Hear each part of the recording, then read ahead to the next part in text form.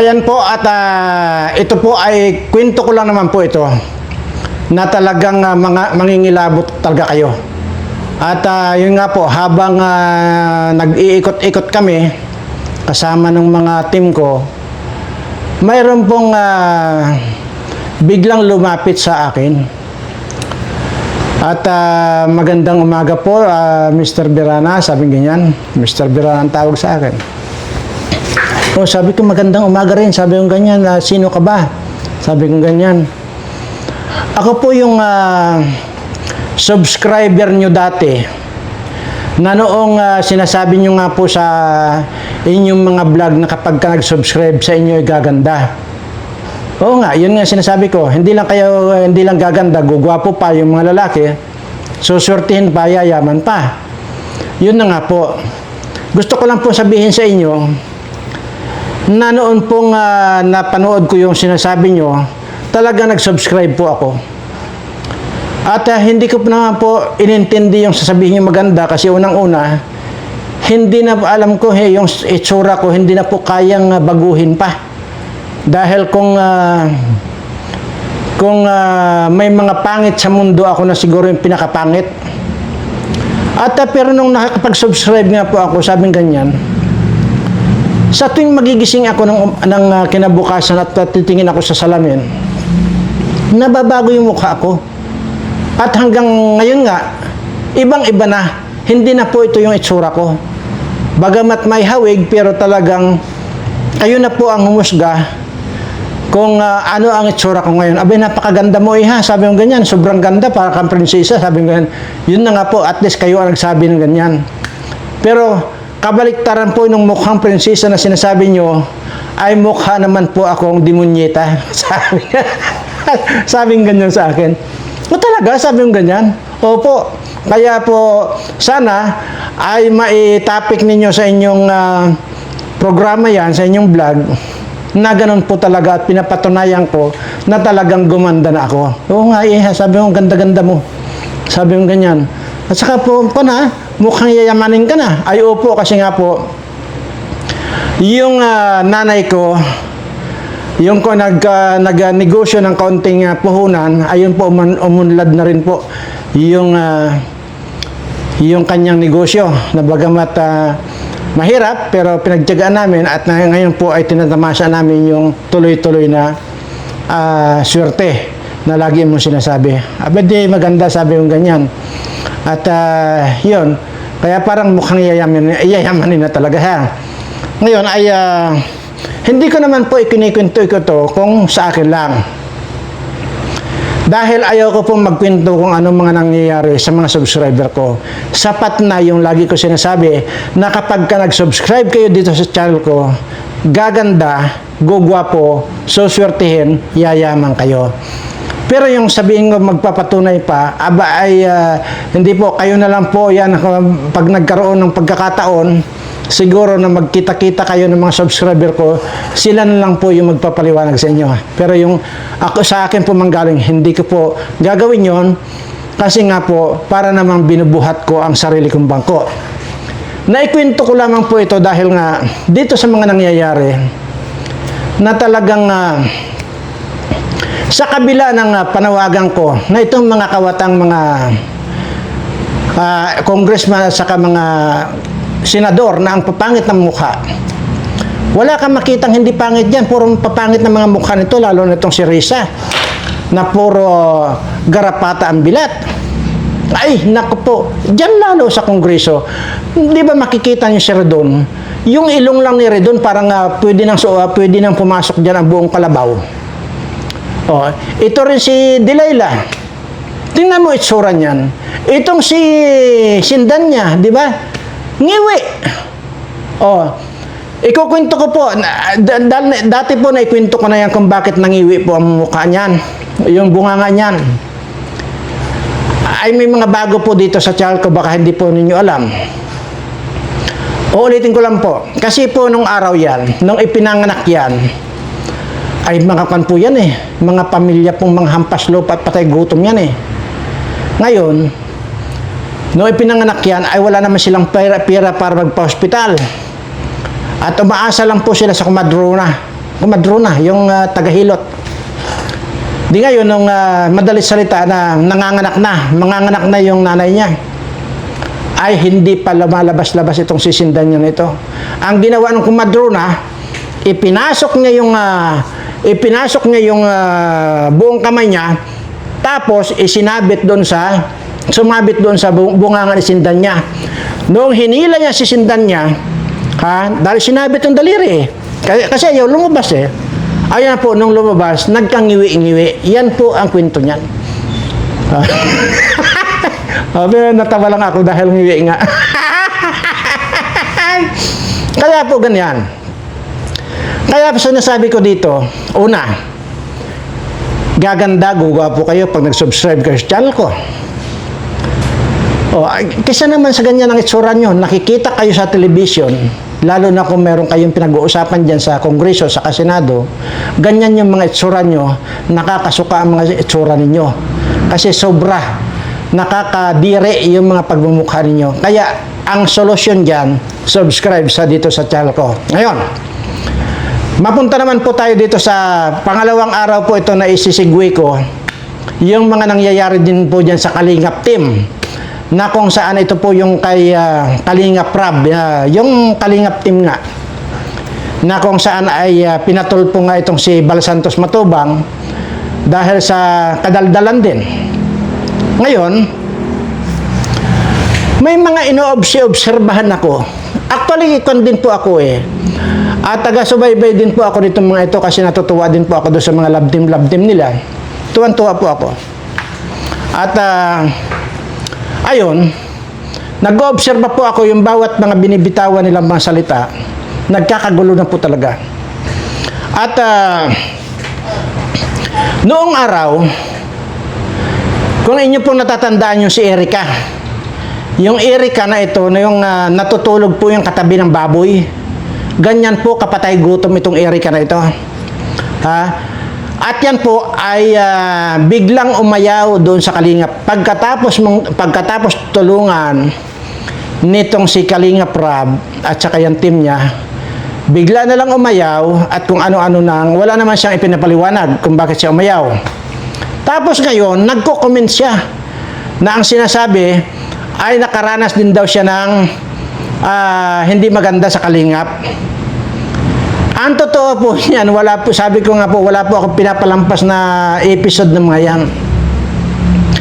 Ang totoo po niyan, ay ginugjog lang po yan noong sponsor na si John A. Ganito po nung una po ay nagbigay ng kalahating milyon, 500,000 yung John A para pabahay nitong si Erica. Okay, diyan po sa Kalingap, diyan kay Kalingap Rab. Ngayon, siyempre, gagastusin talaga yun sa bahay. At naghahanap na nga sila dati ng lupa Tapos, sa hindi malamang kadahilangan, bigla-bigla na lang na umayaw. So, nung umayaw, wala na po. So, ibig sabihin, yung 500,000 na ibinigay ni John A, Sir John A, ay nakay Rab na kay Kalingap Rab na. Ibinalik po yun kay Kalingap Rab doon sa sponsor na yun na si John A. Binalik po yung kalahating milyon. Ngayon, pero ito, walang paliwanag itong si Erica na ito. Na ngayon ay may mga pinopost-post na kung ano-anong mga sinasabi.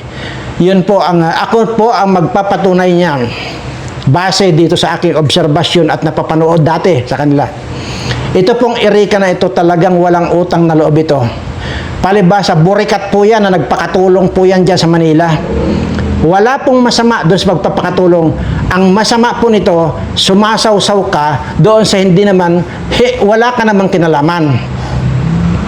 Ang totoo niyan, alam ng buong komunidad, alam ng buong kung ilan yung mga nanonood dyan sa Kalingap na yan, milyon-milyon po yan, na nanonood sa mga vlog ni Kalingap Rab na yan, alam na ikaw ay isa kang taraidor at wala kang utang na loob. Ganun lang yon. Ang totoo pa niyan, si Erica na yan ay nakipag-usap yan doon sa John A. So itinuloy yung pagpapatayo ng bahay, na ang kapalit, singit. Yun ang kapalit. Huwag kang magmalinis na burikat ka. At huwag kang ngayon magpo-post-post ng laban kayo kay Kalinga Prab, dahil ako ang nakakasabay. Ngayon, sasabihin nyo, kilala ko ba si Rab? Hindi ko po kilala yan. Katunayan, tinira ko yung tatay niya, si Bal Santos Matubang na yan, dahil isa rin nga gonggong yung matanda na yan eh. Sasabihin ba niya na kulto daw itong si Kibuloy o di kaya KOGC, mga kulto daw yan? Kaya tinira ko po yung gonggong na matanda niya, nagsasalita na kung ano-ano. Pero dito po sa anak, itong si Kalinga Prab, talagang doon mo makikita yung talagang malasakit niya. Kaya po, nandoon na tayo sa kwan eh. Yun na po yung sinasabi ko na kapag tumulong ka, dapat yan wala kang tinatanggap na sponsor eh. Ay, dito po eh, ito nakitang-kita nyo na. Kwan pa yan, sponsor pa ang magdidikta. Didiktahan ka pa ng sponsor, akala mo programa nila. Kaya po, sinasabi ko po, inayawan ko rin po yung dati yung nag-o-offer sa akin ng pira. Pero, wala akong gagawin dito kundi kada gawa ko ng video ay babanggitin ko yung pangalan niya. Kung totoosin po dyan, ay wala naman talagang masama. Walang masama. Kaya lang, ito na. Nangyayari na po kasi. Unang-una, wala pong illegal dyan, kundi legal naman po yan. Ay kung ito nga si Tulfo eh. Puro ang mga binablog yan, yung mga pagsira sa pamilya eh. Yun po yung isa. Nagpa-boom yung kanilang mga subscriber. Ganon din po din sa mga ibang vlogger na ito. Kasama na po yung si Kalinga Prab. Si Bal Santos Matubang na yan, tatay niya. Yung iba pang mga charity vlogger, na charity vlogger kuno, na wala naman talaga silang naitutulong na personal nila, kundi lahat po yan ay nanggagaling dyan sa sponsor. Sa sponsor po sila umaasa. Kaya po nagkakagulo ngayon. Kagaya mga pogong biyahero na yan, kung sino-sino yan, yung marami pa yan. Pero umaasa sa sponsor. Di ba? Yun po lagi yung sinasabi ko rito, na kapag ka nag-charity ka, siguraduhin mong kaya mo. Siguraduhin mong paninindigan mo. Siguraduhin mong may kakayanan ka. Yun lang po yun. Kaysa sa tumanggap ka ng charity, tapos ang kapalit niyan, ibibidyo mo yung kahirapan at kalagayan nitong ating mga kababayan na inyong maibibidyo. Ngayon, nagkukan na. Nagre-react na itong si putang inang burikat na Erika na ito. Samantalang nung tumatanggap ka ng pira na ibinablog ka, una, humingi naman sila ng permiso sa iyo at sa magulang at sa lulo mo, na lahat nag-agree. Tapos ngayon, kung ano-ano ng reklamo mo ngayon. Pero, sabi ko nga matapos kayong tulungan ng mga walang utang na loob kayo, kagaya itong Beyonce na ito, yung tatay at nanay nito, yung Hazel at saka yung tatay nitong Bobo, nagpaniwala dito kay Dr. Lab na isang adik. Isang adik. Nagpaniwala. Ano bang buhay niyan? Tangina, naglalabada Ngayon, ang sinasabi ng tatay na pinapahirapan daw yung anak niya sa sa mainit daw na lugar na nagsushooting daw. Ay, ano ba noon? Hindi ba 24 hours pinapaglaban mo yung anak mo, yan si Beyonce na yan, para lang magkaroon kayo ng sintabos na may malamong kayong putanganan nyo? Ngayon, nag-iinarte na kayo. Ngayon, sige, huwag kong pakikialaman yung issue na yung di umano ay dinala ni Edo doon sa liblib na lugar. Kung totoo yun, ako mismo, kung maging totoo yun at mayroon magpapatunay sa akin na totoo yan, aagnasin ko ang titi ni Ido na yan. Unti-unting bubulukin ko yan. Sige daw. Ngayon, pero kung hindi nyo mapapatunayan yan, yung bilat ni Beyonce, bubulukin ko. Sige daw.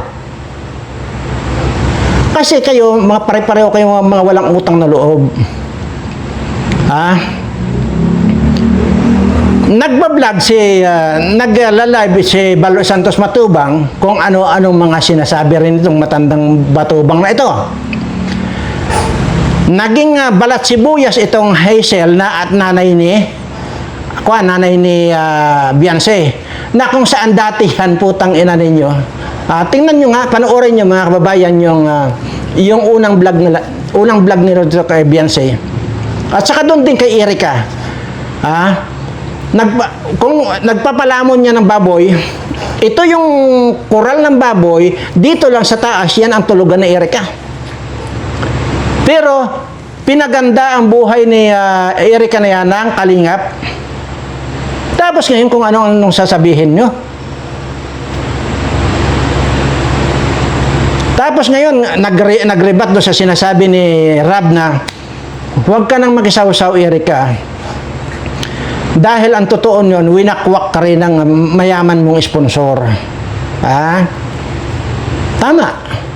Tama yung sinasabi ni Rab. Napatunayan ko yan. O kaya huwag kang mag-isaw-saw kung ayaw mong mabulok yung bilat mo. Kung ayaw mong lagyan ko ng garapata yung bilat mo. Baka ngayon, pag hindi na pakinabangan ni John A. yung bilat mo, baka aayawan ka na rin niya. Yan po ang sama. Yan ang consequences ng mayroong sponsor. Kagaya niyan, dito ka Beyonce, may nangako na bibigyan ng bahay si Beyonce. Kaya ang lakas ng loob na, sige, pwede nilang ibalik yung bahay na yung pinagawa. Anong sinasabi ni Rab?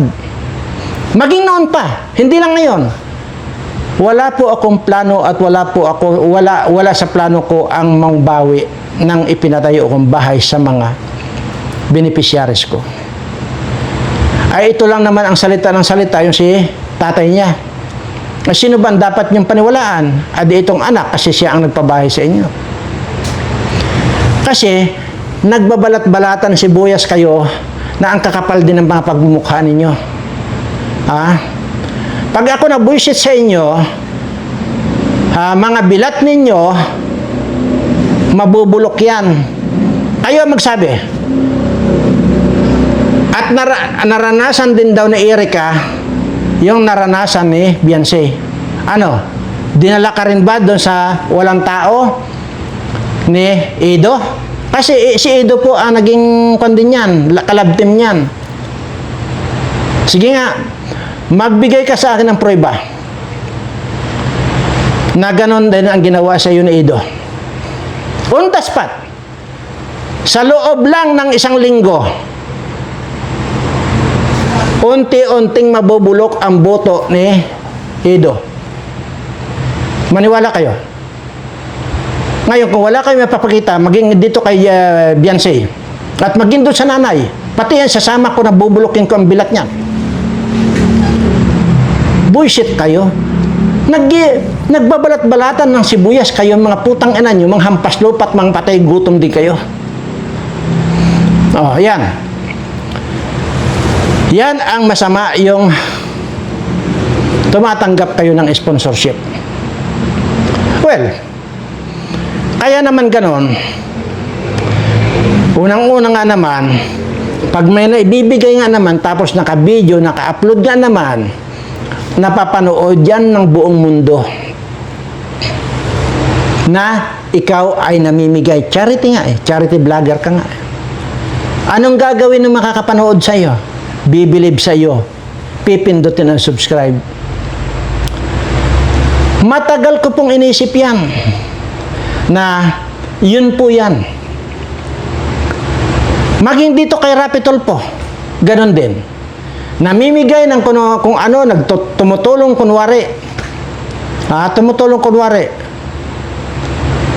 Yung halagang 5,000 na binibigay niya mga grocery doon sa mga tinutulungan niya, ang nagiging kapalit niyan, 5 milyon isang buwan.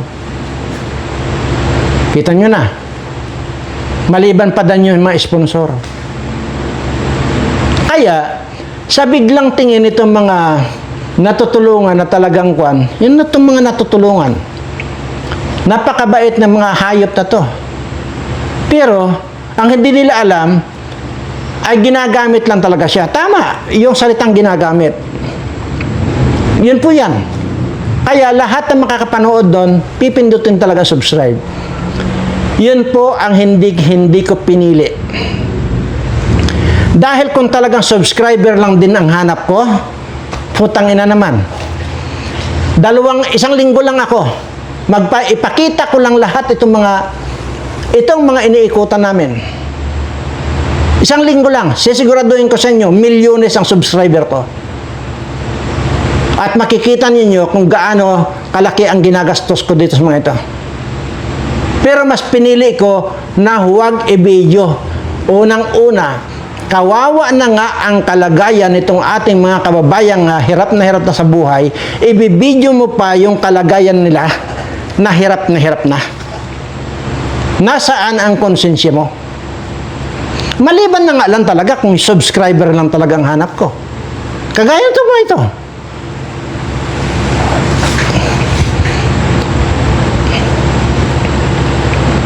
Talagang ginagamit. Walang kanyan. Lahat ng vlogger na mga nagcha-charity na yan, kunwari, lahat yan. Ginagamit nyo yung mga mahihirap nating kababayan. Ano ang tawag doon? Poverty porn ang tawag dyan. Yun po yan. Hirap na. Lalo bang pinahihirapan itong mga kababayan natin. Pero, dito kay Rab, siyempre, legal naman yan, hindi naman illegal yan, ay nagpapaalam talaga. At, sumasang-ayon naman. Tuwang-tuwa pa kayo pag nabibigyan. Pumasok na yung mga sponsor. Ayan. At, kung ano-ano na rin pinagsasabi nitong kapiso na ito na malalaki ang ngipin, kasing lalaki ng ngipin ni Cheldok, no? Isa rin yan. Bubulukin ko rin ang titi ng hayop na yan eh. Ngayon magpakita kayo. Magpakita kayo ngayon din ng pruweba na talagang dinala kayo sa madilim or sa walang tao ni Edo na ito, at ikaw, Erika, magpakita ka ng pruweba kung anong ginawa sa inyong kalingap, at bubulukin ko ang boto ni Edo. Ngayon, kung wala kayong maipakita, yung mga bilat ninyo ang bubulukin ko kasama na yung nanay mo, Beyonce, para hindi na jog-jog yung tatay mong tanga na mas naniwala siya rito kay adik na Dr. Love na yan. Ganun lang yun. Kasi buisit ako eh. Matapos kayong tulungan ni Rab, ganyan ang mga pinaggagawa niyo. Kung may atraso yung tatay niya, kung mayroon mga sinasabi, sana binakbakan ninyo. Hindi nyo na sana sinama itong si Rab. Total, sigurado ako, 200% ako, na kahit kailan walang ginawang masama sa inyo si Rab. Dahil makikita ko sa tao, yung tarantadong tao. Ang mga gumagawa niyan, yung mga yung mga hindi nakapag-aral, kagaya itong si Matubang na ito, na matanda. Kaya ganyan yan, kasi hindi nga nag-aral. Sana yun ang binakbakan nyo. Wala kayong mga utang na loob. Yan, tingnan nyo lahat. Lahat yung mga beneficiaries na yan. Magmula dyan kay Joy. Ano ba ang buhay ni Joy na yan? Pero nababanggit ko lang dahil wala namang ginawa itong si Joy. Ang gumawa lang dyan, na tarantada, yung kapatid niya, yung ate niya, na kung ano-ano mga inisyo kay Rab. Natarantadang yan kapatid ni Joy na yan. Pero si Joy wala. Tingnan yung buhay nyo. Buhay niya ni Nea Joy. Ang katabing matulog nung nanay niya ni Joy, ahas. Kasi nga, pinamulugaran sila ng ahas, nandiyan katabi nila yung ahas. Mismong nanay niya may sabi niyan. Tingnan nyo. Nandiyan naman yan, hindi naman mabura yung video dyan. Yung buhay ni Dara. Yung buhay ni... sino pa? Carla. Yan. Pero, ang sinasabi ko lang po ito, nung unang na-discover yung mga yan. Pero hindi naman po, wala naman pong ginawa itong mga nabanggit ko na ito. Dara, Carla, Joy, at saka yung pinisan ni Carla. Sino ngayon? Yung nagtitinda ng walis, nalimutan ko na. Yung si Kwan ang nana, yung pinabahayan po ni Kwan yan, ni Kalinga Prab. Pero nung ano ang bahay nila sa tabing dagat. Di lalo na itong Beyonce na ito. Ha? Hindi na nga kumakain yan si Beyonce na yan. Walang makain. Dahil tamad yung tatay niyan. Papaano nga makakakain yan ay bobo itong tatay nito? Kung ako sa inyo, kahit hindi bawiin, total hindi naman talaga daw binabawi ni Kalinga Prab yan eh. Kung ako sa inyo, ipaggiba nyo yung bahay na yan. Sa simula pa lang, may kamalasan na yan. Sa simula pa lang. Wala. Para sabihin ko sa inyo, tandaan nyo itong sasabihin ko. Uuwi kayo na para kayong gagapang ahas sa kahirapan. Tandaan niyo yan. Dahil sa napakawala nyong utang na loob. Naniwala kayo rito kay Dr. Love na isang adik. Yan lang masasabi ko. Anyway, ang challenge ko sa inyo, magpakita kayo. Ulitin ko lang, magpakita kayo ng prueba na talagang nang manyak itong si Ido. Ulitin ko lang, matagal na yung 1 week, mawawala ng buto yan. Tutunawin ko yan. Magkakaroon ng uod ang buto niyan, lalamunin ng uod yan. Pero huwag ka. Baka bumalik sa iyo. Sa inyo, Erika, Beyonce at saka doon sa nanay ni Hazel. Pag ako ang ginanahan dito, hipo-hipoin ninyo yung poklo ng mga bilat ninyo, baka akala nyo poklo pa yan, pero garapata na pala. Tangina nyo, wala kayong mga utang na loob eh, mga hayop kayo. Anyway, buisit na buisit lang ako. Maraming salamat po sa lahat po ng sa aking mga subscriber. Ay hindi ko pa po hangarin dito ang maraming subscriber kung ang mangyayari lang din ay tatanggap ako ng sponsorship. Unang-una, hindi ko ipinagmamalaki ang magiging charity vlogger. Kaya nga hindi ko ginagawa ng mga video yung mga tinutulungan namin. Pero kung gusto niyo patunayan, samahan niyo ako at ipapakita ko sa inyo isa-isa. Pero yung sasabihin yung bibidyohan ko, i-upload ko dito sa channel ko para magkaroon ng maraming subscriber. No way. Hindi ko kailangan ng pera. Katunayan, magmula nung sumildo itong YouTube channel ko, nasa bank book ko, wala man lang kayo makita na withdrawal kahit na centavos. Yan lamang po. Sa lahat ng mga subscriber ko, mahal na mahal ko po kayong lahat.